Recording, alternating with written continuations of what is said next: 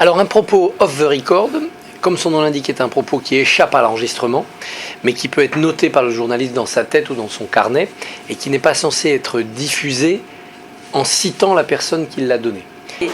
Vous parlez avec un président, un premier ministre, mais ça n'est pas une interview. Il n'y a pas de guillemets, et ça n'est pas avec un micro ouvert. C'est sans micro. En France, le off, c'est un peu devenu un mot valise. En fait, ça désigne énormément de... Il y a énormément de graduations différentes sur l'échelle du off. Il y a des deep off très profonds, ça c'est jamais. Si dans 50 ans, quand je serai mort, pour vos mémoires. Il y a des off qui sont à usage moyen. C'est-à-dire, bon, ne le dites pas, mais quand vous ferez le livre qui raconte le quinquennat, vous balancerez tout ça. Et le deal est passé. C'est ce que fait le président avec David et l'homme. Il les reçoit régulièrement pour qu'à un moment donné, il y ait une livraison en vrac. Il y en a déjà eu quelques volumes. Et puis il y a du off éphémère. C'est bon. Le dites pas ce soir parce qu'on va voir que c'est moi. Mais demain, il y a 3-4 personnes qui seront au courant. On ne saura pas qui a parlé. Vous pouvez le balancer. Voilà. Double off, triple off et quadruple off. Tout ça, c'est des espèces de dénominations qui sont mises en place par les interlocuteurs auxquels on a à faire face et qui veulent indiquer le degré de confidentialité de leurs propos. What I love and hate is when the French say this is off, which generally means you're not supposed to quote anyone at all. Il y a des off politiques qui sont utilisables sans aucun problème, comme je vous l'ai dit, c'est-à-dire comme background, comme toile de fond, comme élément d'explication, et tout sans aucun problème. Puis il y a des off hyper perso. Ça peut prendre la forme d'une citation anonyme. Nous signale un proche du président. Signale un politique au fait du dossier. Une source proche du dossier, ça c'est un grand classique. Ça peut être quelque chose qui n'est pas entre guillemets, qui est repris à son compte par le journaliste parce qu'il l'a bien recoupé auprès de 2 sources autres minimum, et donc il peut l'assumer. Il y a 2 possibilités, soit il révélera une information liée à son portefeuille, une information liée à l'État. Dans ce cas-là, on peut révéler cette information en citant l'administration, on peut se réfugier derrière l'administration. Le gouvernement a dit, tel service a dit que. Voilà, les faits, généralement, le off, c'est dans tous les endroits où c'est une atmosphère détendue. Au restaurant, lorsqu'on prend un café avec une source, avec un responsable politique, ou même un collaborateur. Ça peut être n'importe où, en fait. Ça peut vraiment être n'importe où.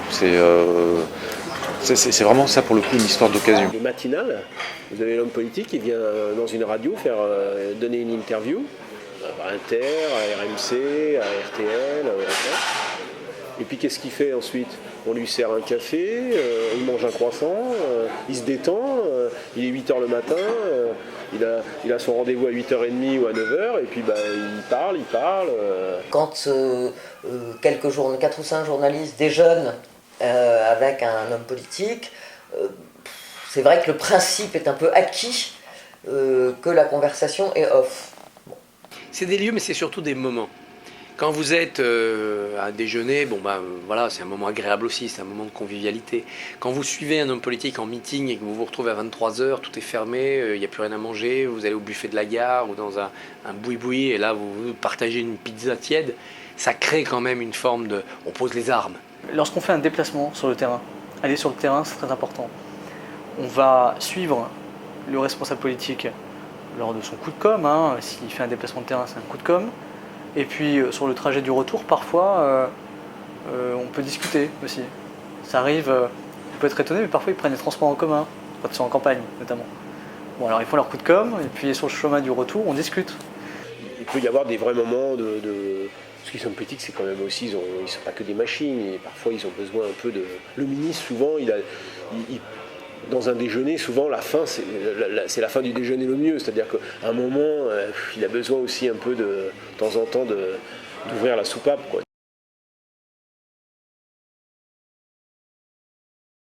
C'est que dans le journalisme, notamment politique, la relation de confiance se construit lentement, elle se tisse à grand renfort d'infos off qui n'ont pas été trahies. Le off, au départ, c'est quoi? Vous êtes journaliste politique, vous connaissez des hommes politiques depuis un certain nombre d'années, vous créez une relation avec eux. Quand vous finissez par avoir des relations de confiance, ce qui ne veut pas dire des relations ou de subordination ou de connivence, etc. C'est simplement que la personne vous parle en sachant que vous n'utiliserez ou bien que des choses sur le fond, et que vous ne la trahirez pas pour une petite phrase. Quand on rencontre pour la première fois un homme politique, c'est rare qu'il fasse du off. Parce qu'il ne sait pas comment vous allez l'utiliser, il ne sait pas si vous allez respecter la consigne implicite qui est que quand c'est off, on ne le cite pas de cette façon-là. Plus un journaliste est âgé, plus il aura une proximité avec un certain nombre de responsables politiques qui seront incités à lui confier des éléments off. Plus on prend de la bouteille, plus on vieillit, plus on s'aguerrit, plus aussi en tant que journaliste radio on fait des livres. Et plus on a des contacts avec les responsables politiques directement et en tête-à-tête. Un jeune journaliste a encore à construire des rapports privilégiés avec tous les élus.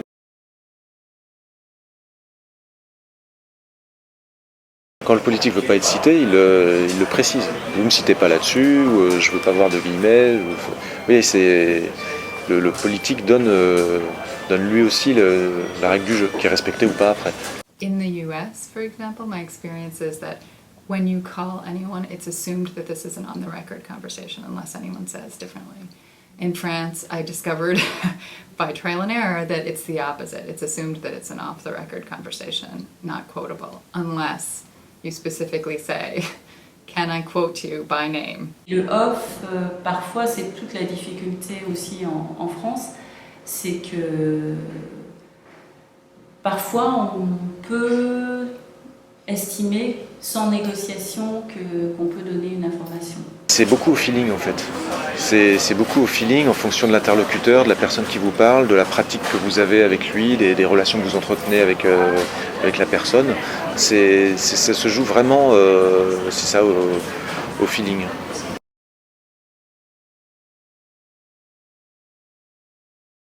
Gagnant-gagnant. C'est-à-dire que le journaliste a une information ou un mot un peu fort, il va pouvoir, une fois qu'il l'aura vérifié, en nourrir son article, et l'homme politique a fait passer un message, un missile sur un de ses adversaires, une information sur un dossier qui le concerne, sans être exposé.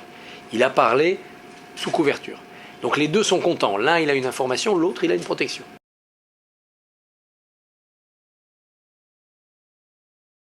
Le off est très utile parce qu'il permet de comprendre et de peser le pour et le contre, de donner tous les enjeux, de donner tous les éléments un peu de décision. Le contact direct avec l'homme politique, ça permet quand même d'avoir quelque chose de plus charnu, quoi, de plus dense. Le communiqué de presse, c'est vraiment le niveau 0.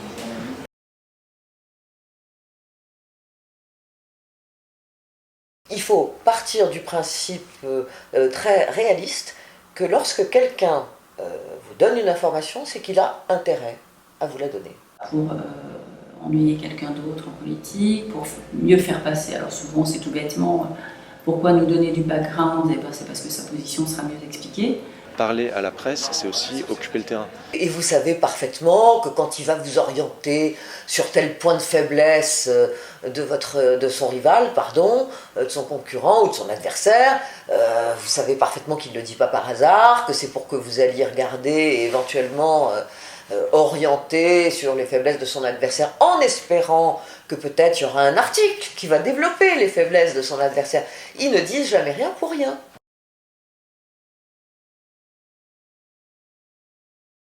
Le off est aussi un élément d'instrumentalisation de la parole politique.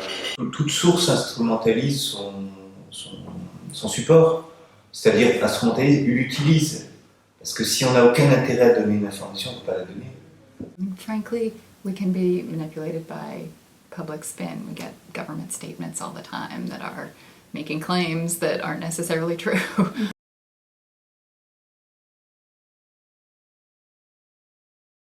Il y a des journalistes qui brisent le off, qui cassent le off, et là qui ne se gênent pas pour rapporter des propos qui auraient dû rester confidentiels en notant bien par qui ils ont été prononcés.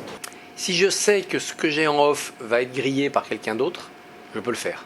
Il faut retourner vers sa source en disant « bon, vous me l'aviez confié off, mais machin va le sortir ». Alors moi, je préfère le sortir avant, c'était mon scoop. Est-ce que c'est une information que vous devez absolument tout de suite donner, ou est-ce que c'est quelque chose qui peut attendre, qui ne va pas changer la phase de la vie politique française? On ne viole pas le off parce que la personne est sympathique ou antipathique. On viole le off parce que l'information devient importante, et là, c'est plus tenable. Mais sinon, le off est destiné à être rendu public à un moment ou à un autre. C'est dans le temps que ça joue. Le off, c'est comme un yaourt, il y a une date dessus. Sauf que le yaourt, après la date, vous ne pouvez plus le consommer. Le off, après la date, vous pouvez le consommer. Voilà. Et donc la date du off, elle est importante.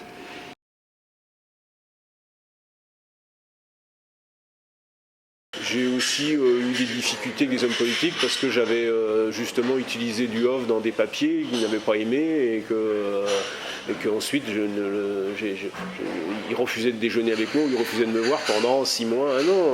Si vous trahissez le off, les gens ne sont pas contents, ils vous punissent. Donc soit ils vous rayent à vie de leur carnet d'adresse, soit ça dure 2 mois ou 2 jours, ça dépend de la gravité de la violation du off.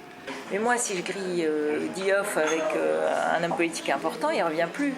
Les politiques le disent eux-mêmes. La première fois, ils disent, écoutez, voilà, j'ai un élément off à vous donner, mais si jamais vous le grillez, si jamais vous grillez le off, ne comptez plus sur moi. Je ne vous donnerai plus d'interview.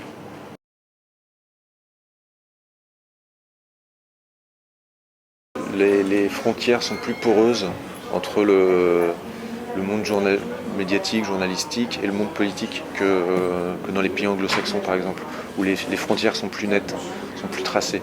Is cultural in the sense that, like I said, there's not an expectation that you need to have a name, attached to every single statement and that everything has to be so cut and dry and black and white. On est dans cette culture un peu beaucoup plus informelle du système D, qui est beaucoup moins codifié que dans d'autres pays. C'est pas uniquement un journalisme.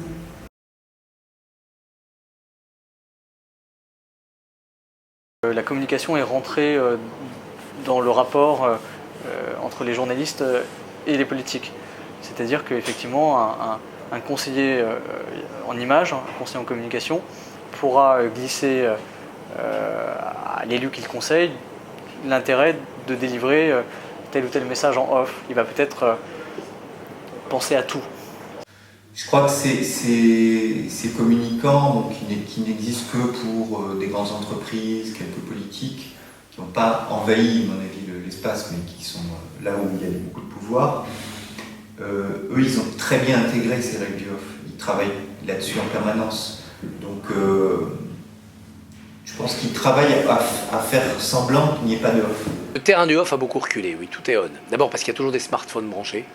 Et vous êtes filmé, vous ne le savez pas, vous êtes là en train de papoter, puis il y a un passant qui vous filme, donc c'est très difficile d'avoir un cénacle de confidentialité. Les médias chauds, Internet, mais aussi les chaînes d'infos, consomment une quantité prodigieuse d'informations. Des petites phrases, des petits faits, des petites choses, des petites confidences. C'est pas énorme, c'est pas des scoops du siècle, mais ça brûle énormément d'informations. Donc les hommes politiques savent que quand ils donnent ce genre de choses, c'est à consommation immédiate. On est dans une étape et une phase d'explosion de tous les codes, volontaires, délibérés, qui seraient gage de liberté, qui seraient gage d'indépendance, qui seraient gage de modernité. Évidemment, avec la modification du paysage médiatique, les chaînes Tout Info,